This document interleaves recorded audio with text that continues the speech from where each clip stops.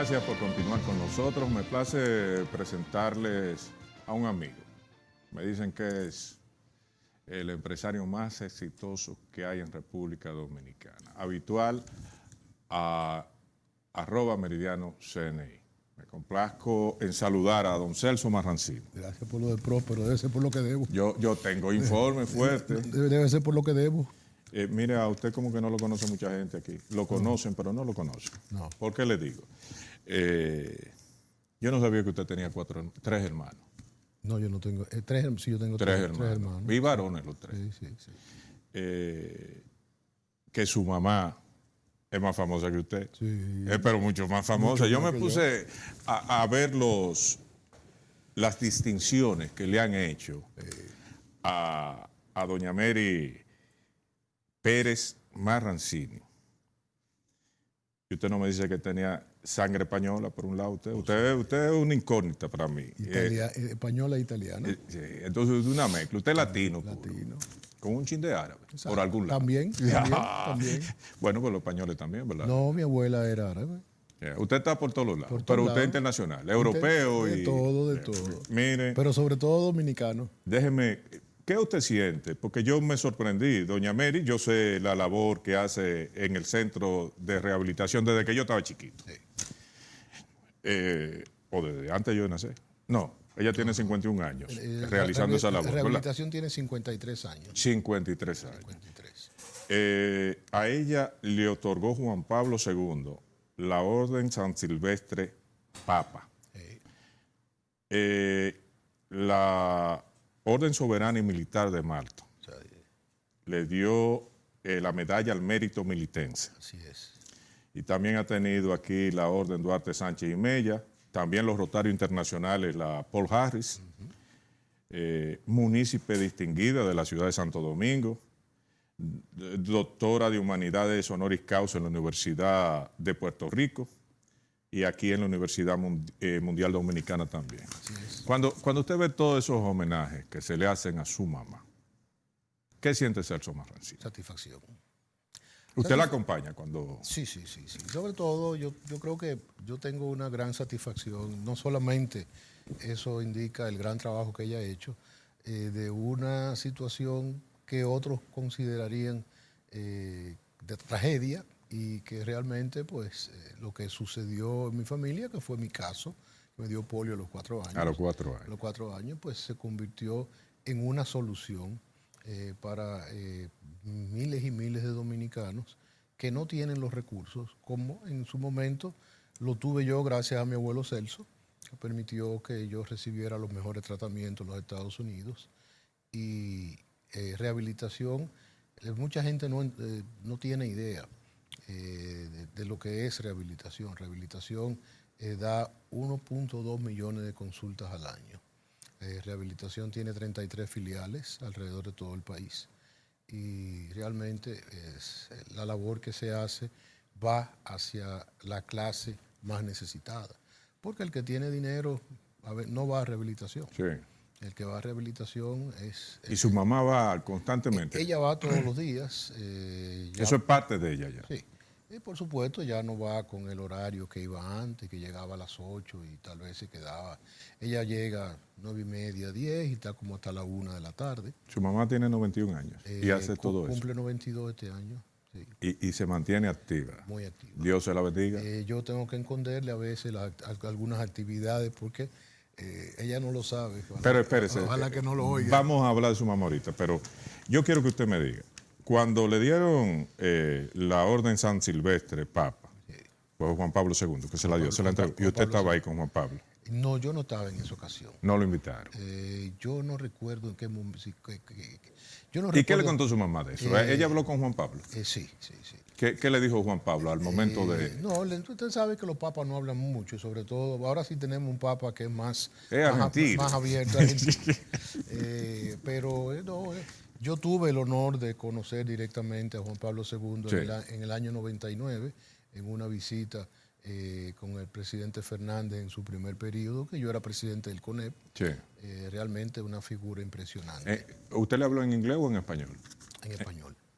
Pero él hablaba un español Él lo como entendía, machucado. él lo ¿verdad? entendía, él lo entendía. Y además también la conversación era corta. ¿Usted aprendió a hablar inglés en su estadía en Estados Unidos a los 4 años? ¿Que comenzó ahí? Yo aprendí a hablar inglés en los hospitales, Sí. sí, en los hospitales, y después yo me gradué en el Carol Morgan. Eso abriendo las orejas. ¿Qué es lo que me están diciendo de mí? No, ¿verdad? imagínate, suelto ahí. Pero su mamá lo acompañaba en ese tiempo. Mi mamá, sí, pero no era igual que ahora. Ahora la tendencia en los hospitales es que permiten que los padres se queden.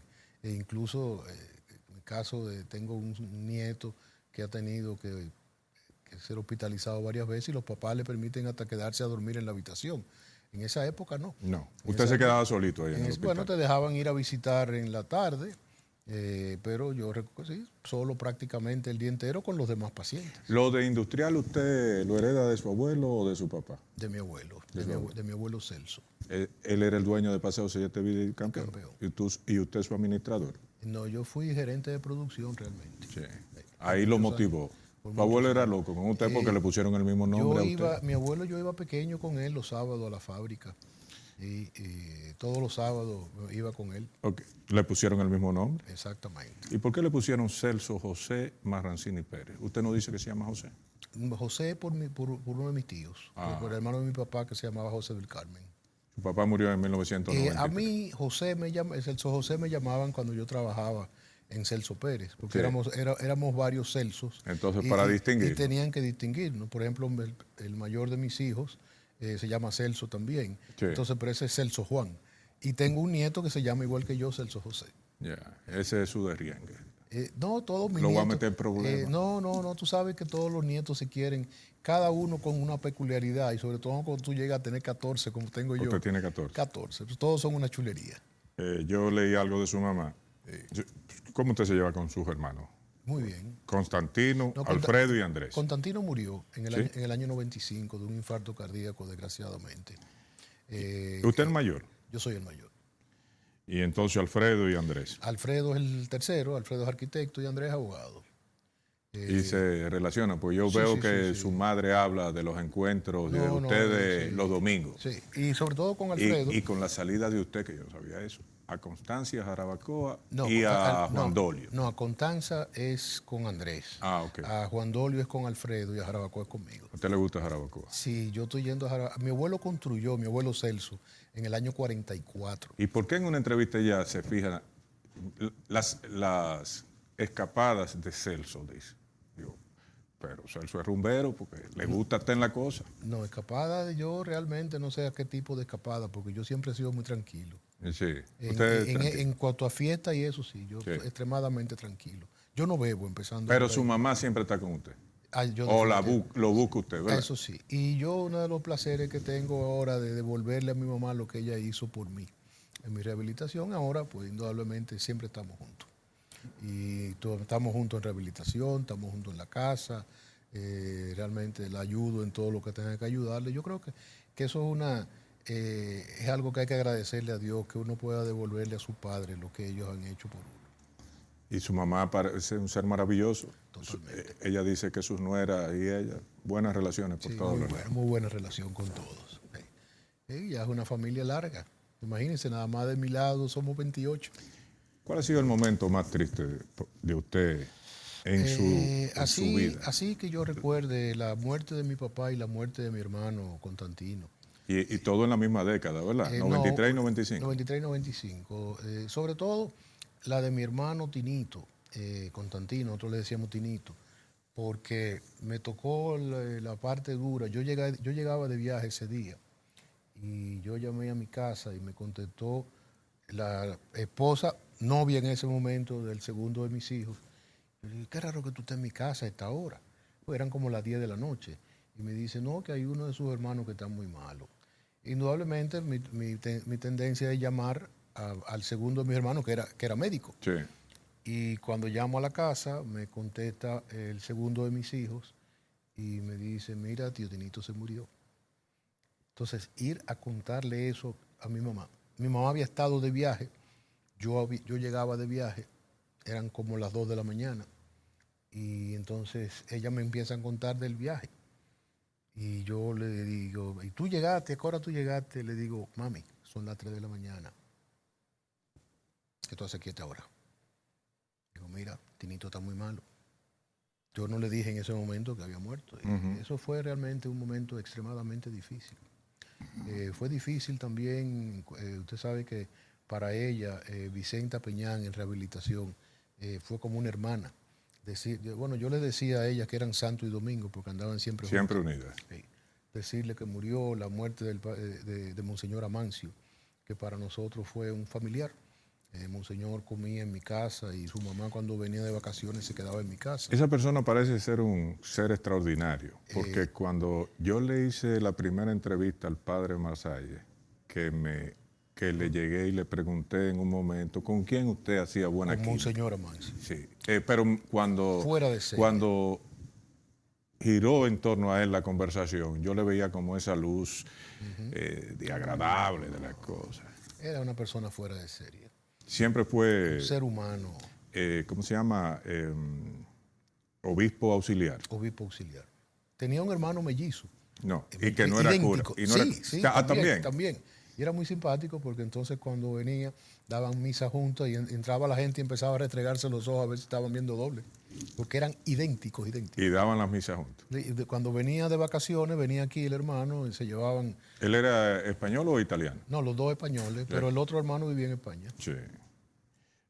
Y entonces, como en su casa, los domingos, ustedes se reúnen, la familia, o en la casa de su madre. Sí, bueno, en la casa de mi mamá, a veces ya se complica la situación, por ejemplo, en mi caso, que tengo una familia tan grande, ya bueno, a veces pues comparto con los nietos y con los hijos, pero siempre nos estamos viendo, siempre el núcleo se mantiene muy unido. Entonces, yo creo que usted me mintió en una entrevista anterior. Me habré equivocado, pues yo no miento. Cuando yo le dije a usted que usted no había probado chen, usted me dijo que sí. Sí. Celso. Yo he probado. ¿Y de dónde? Usted no va a San Juan. Pero de San Juan de la Maguana. Claro que Pero, sí. oiga, Claro que sí. entonces, padre italiano, madre española. Pero acuérdense que mi papá. Usted no se... No, mi papá no es italiano. Mi abuelo era italiano, mi papá nació en San Juan de la Maguana. Bueno, de origen italiano, pero las costumbres se conservaban. Desde chiquito usted no comía arroz y habichuela, ¿verdad? Claro que sí. De vez en cuando. No, siempre. Fabada usted comía, por el lado de la mamá. No, del Es lado, lo más parecido a no, eso. del O lado- paellas. no, en mi casa se comía muy típico. Sí. No se comía comida española. Era más bien porque mi papá nació en San Juan y mi abuela nació su mamá en Asua. Sí. No, todo arroz, habichuela, lengua, y de ese tipo de cosas que la gente ya no sabe lo que es. Y usted vuelve y se la Hígado. come ahora. O ya el médico le dijo, no, aguántate ahí. Eso no. Usted lo que le gusta es la avena. En la mañana. La avena en la mañana, toda la mañana. Eso es salud, le equilibra el pH, ¿verdad? Y en la noche 2 huevos pasados por agua y una tostada de pan. Ya, y ya. Ya. Usted puede ser alemán. ¿Usted sabe cómo le dicen en el norte de Alemania la cena? Abendessen. No, Brotessen. Es decir, el pan de la noche. El pan de la noche. Y usted siempre come pan en la noche. No siempre, no siempre. Y lo del huevo no le sube el colesterol ni nada de Eso eso. es un cuento de la gente. Sí. Sí. Además me sale baratísimo. Son los huevos de la gallina mía de Jarabacoa. No me diga. Sí, Esa es una gallina con mucho plumaje, con me imagino mucha yo. pluma. ¿Usted cría gallinas? Sí. Me la regalaron. ¿Pero usted tiene una o tiene 200? No, 200 no, yo puedo tener 30 o 40. Tenga cuidado que el pollo subió y cuando viene a ver no aparecen las gallinas de los huevos. Ahí la tengo ya. ¿Cuál ha sido el momento de más satisfacción en términos personales para usted? Es complicado decirlo. Debe haber un momento y lo voy a meter en problemas familiares a lo mejor. Es que yo creo que hay momentos, los momentos de satisfacción se repiten constantemente. Cuando nació su primer hijo, por ejemplo. No, yo empezaría el día que me casé. Sí. Mi esposa y yo nos metimos en amores. Ella tenía 16 años y yo tenía 17. Sí. O sea y nos casamos, ella con 20 y yo con 21. Y cada nacimiento de cada uno de mis Se hijos. casó enamorado. Definitivamente, y sigo. ¿Cómo es? Y sigo. Sigue Y enamorado. sigo. ¿Y lo reciben bien en su casa? Cuando vean esto. Bueno, el otro día mis hicieron un reconocimiento, me declararon un rotario honorífico, que creo que nada más hay 4, uno de ellos mi mamá. Y yo contaba que yo tenía que agradecerle mucho a mi esposa, realmente, y que cuando nosotros nos casamos, ella me dijo que no me preocupara, que ella iba a ser mis pies, y que ha tenido muchas veces que ser mis pies y mis brazos cuando los brazos se me han dañado. Sí, pero ya ustedes los brazos también, ¿verdad? Estoy listo para pelear, para pichar con el escogido. ¿Usted es cogidista? Yo sí. Yo también. Ya usted sabe, este año ganamos. ¿Eh? Este año vamos a ganar. ¿Usted cree? Seguro. Yo no lo veo. Yo si veo que hay chance, yo entonces, porque ya usted y yo estamos cogidistas hoy. Por reflejo condicionado. Por reflejo condicionado, Exacto. yo digo, no lo voy a ver. Sí. Mire una cosa, el éxito suyo en las empresas, ¿es verdad que usted es el empresario más exitoso que hay en este país? No, eso no es cierto. Yo creo que eso... ¿Y el que más dinero gana? No, por ahí hay 2 que ganan, muchos que ganan más que Usted yo. es el tercero que más gana en este país. No, tampoco. No, yo debo estar en la lista abajo. Yo veo las entrevistas repetidas para algunas veces y viéndolo usted, hay una constante en una respuesta que usted me da. ¿Cuál es esa?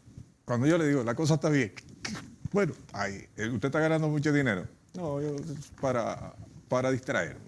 ¿Cómo la cosa? No, distrayendo. Usted es un empresario exitoso. No, yo tengo que decir que sí, realmente. Sí. Yo no puedo decir lo contrario. Yo empecé... Si aquí hacen, por ejemplo, Forbes en República Dominicana, usted aparece a cada rato en portada. No, yo no aparezco en ninguna de esas entre revistas. los 5. A mí no me gusta aparecer en esas revistas. No, pero el que aparece ahí no es que lo paga eso. No me ponga entre los 5. Baja. Sí. Baja eso. Está bien. El momento político más feliz de su vida, ¿cuál fue? ¿Cuando mataron a Trujillo? No, usted ni sabía de eso. Yo era muy joven cuando eso. En un momento en el área política,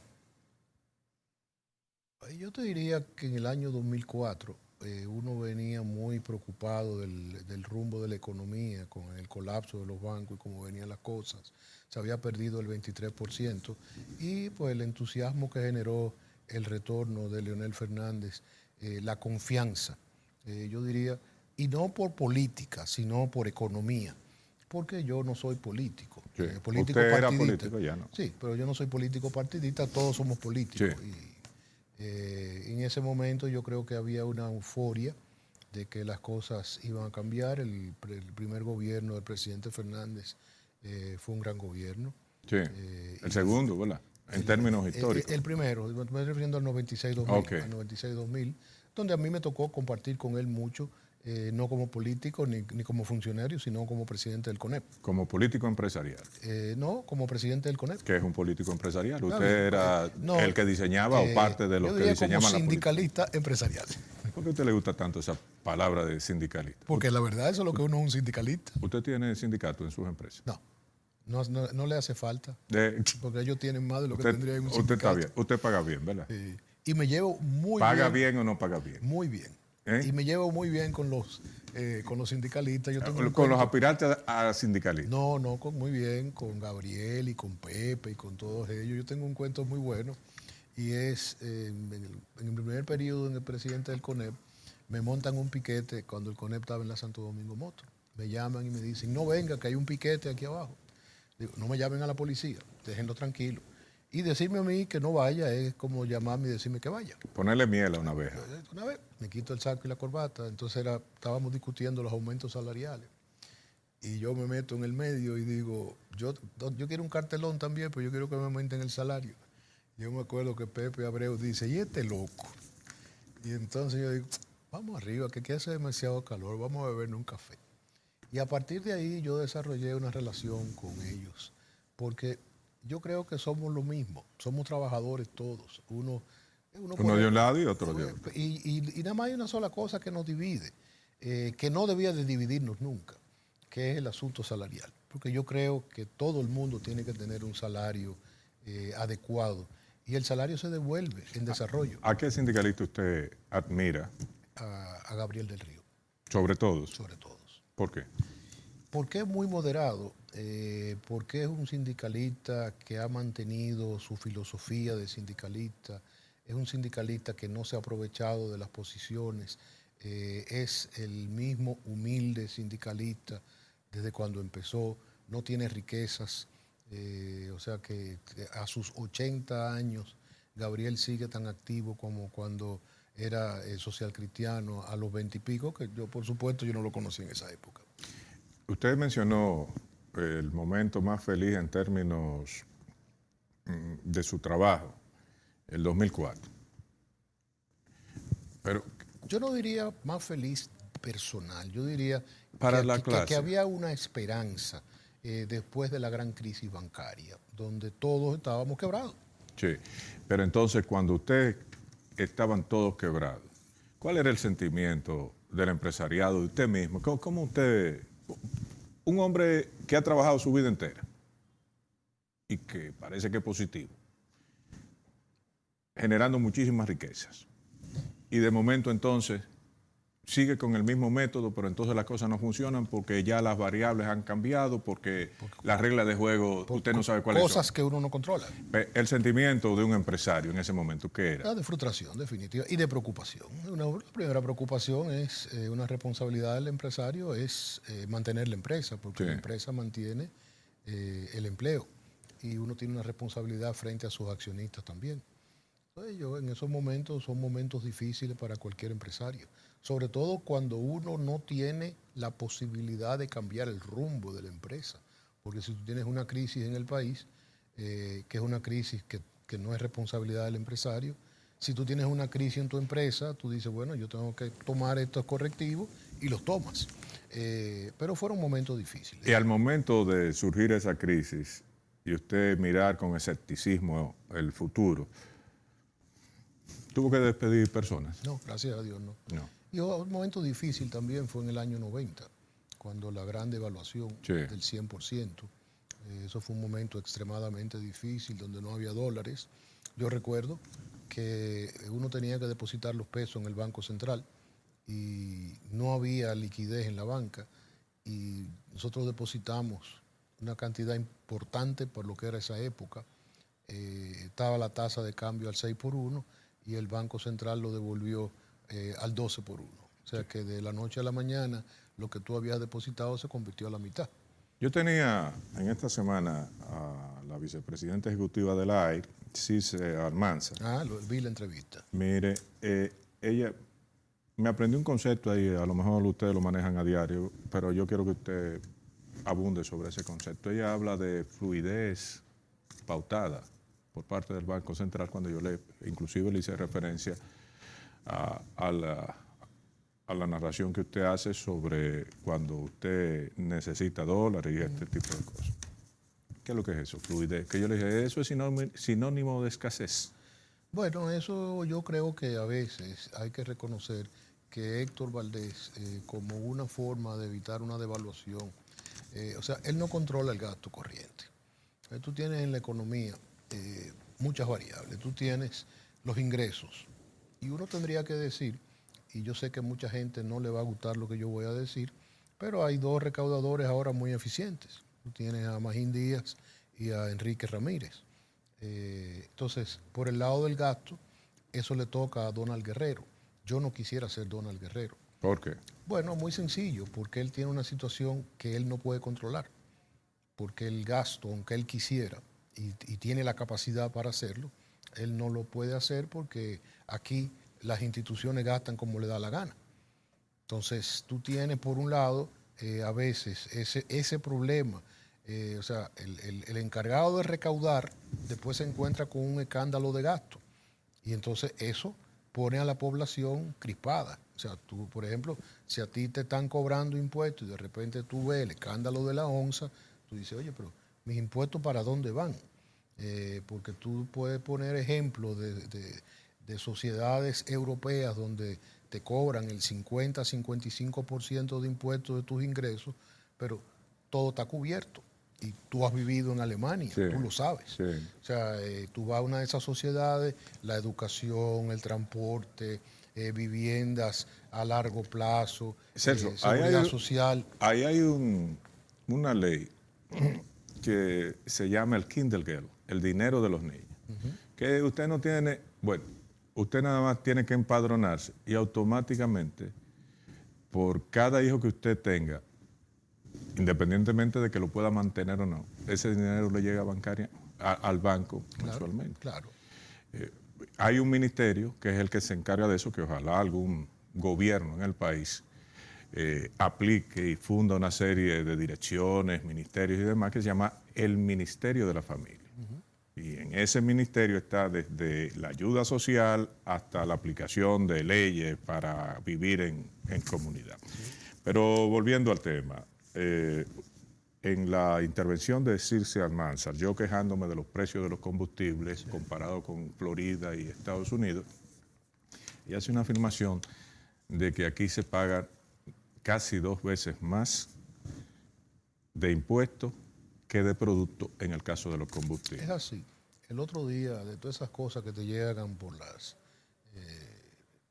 redes sociales, había una comparación de lo que costaba en el año 90 y pico un galón de gasolina, donde la tasa de cambio estaba a 20, a 30. Sí, a 20 estaba sí. en el 90.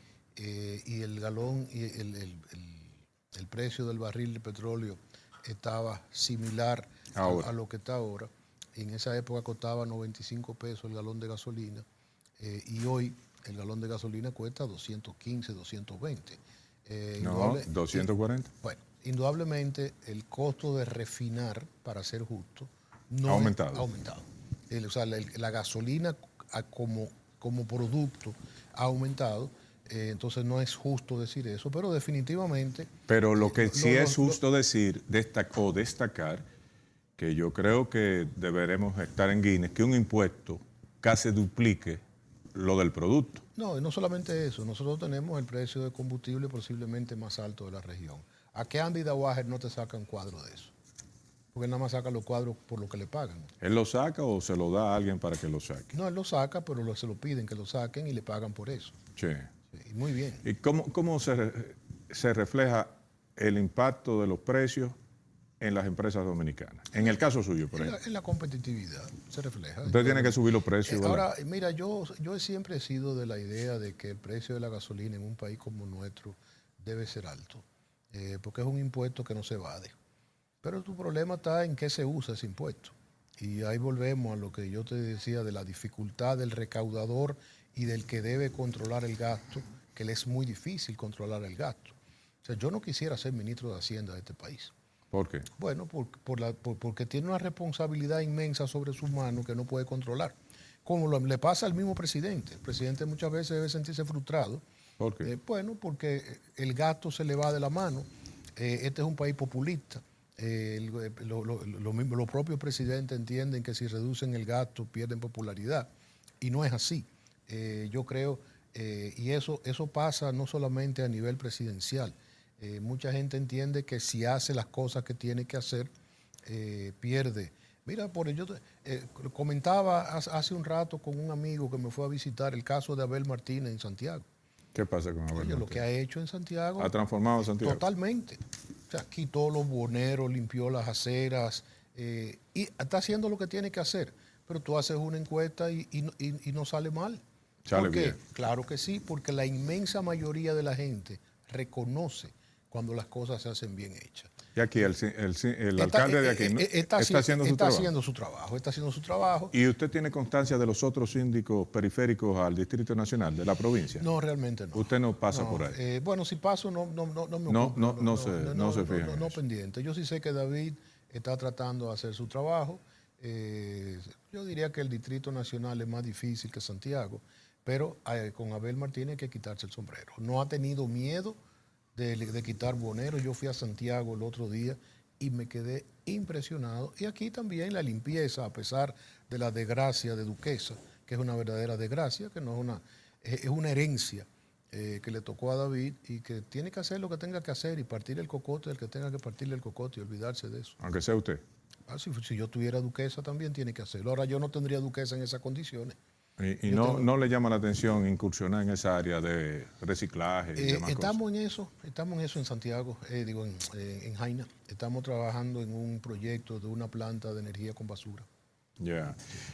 Finalmente, fue live la entrevista, ¿verdad? Sí, totalmente. Hoy increíble. Para que usted vea. Y eso que yo hoy vine sin chaleco. Sin bala.